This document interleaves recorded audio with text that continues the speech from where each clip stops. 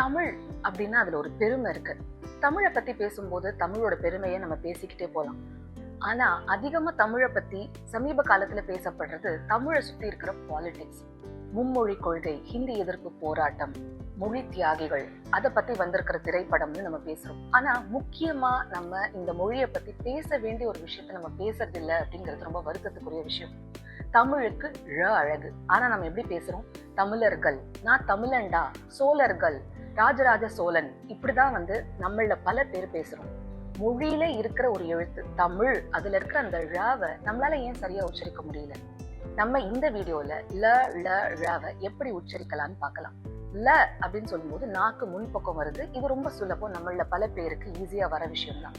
ல அப்படின்னு சொல்லும்போது நாக்கு நல்லா உள்ள போய் மேல் அன்னத்தை தொடணும், அதாவது அப்பர் பேலட்.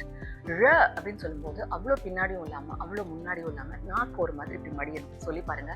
ல ள ழ. மலையாளத்திலையும் ழ உண்டு. ஆனா பெரும்பான்மையான மலையாளிகளால ழாவை அழகா உச்சரிக்க முடியுது. நம்மளால் மட்டும் ஏன் பண்ண முடியல? முயற்சி பண்ணா கண்டிப்பா முடியும்னு நினைக்கிறேன். இந்த ரீலை எல்லா தமிழர்களோடையும் ஷேர் பண்ணுங்க.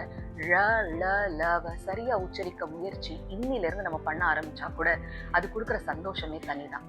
நான் உங்க தீபிகா அருண்.